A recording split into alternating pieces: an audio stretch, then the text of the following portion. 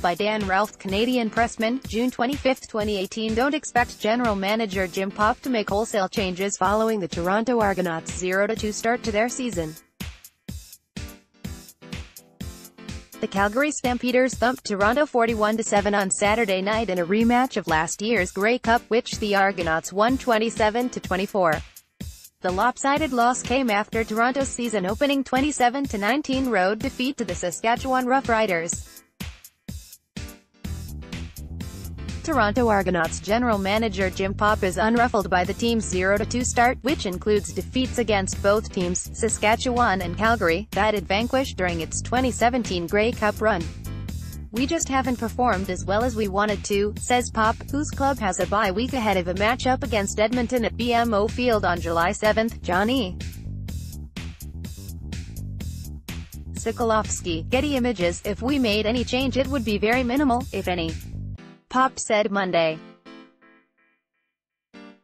"We've got 20 of 24 starters back. We're way ahead of where we were a year ago in regards to guys knowing what they're doing, understanding the system and knowing the culture. We won a Grey Cup with most of these guys. We've had another draft. We added some key free agents. We just haven't performed as well as we wanted to." Read more.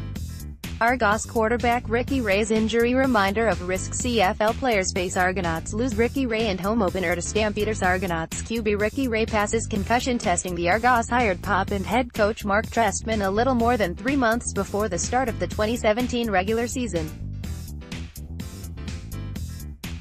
Toronto headed into the second half of the 17 campaign with a 4-6 record but won 5 of its last 8 regular season games to clinch first in the East, then down to Saskatchewan 25-21 in the East Division final before capping its campaign with a stunning Grey Cup victory. "It's not how you start, it's how you finish," Popp said. "Now, every single game is important because you learn something and find things out, and maybe some of these losses early on tell us something that maybe we didn't quite think about. We shocked a lot of people doing what we did last year, but it didn't mean we played that great early on, so we'll see if we can't get us playing back at a much higher level of football these next couple of weeks than how we finished the game Saturday night." But Toronto lost more than a game as veteran quarterback Ricky Ray left the field on a stretcher with his head immobilized after being sandwiched between Calgary defensive linemen Jagair Davis and Cordero Law. Play was halted for more than 20 minutes as medical personnel treated Ray. Ray, 38, has been a model of resiliency during his Argos tenure, successfully overcoming knee injuries, a partially deflated lung and shoulder surgery to return to the lineup.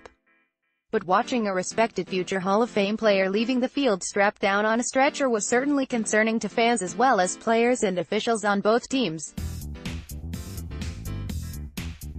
Sports action and reaction delivered to your inbox. New NEWSLETTERSPORTSSIGN up.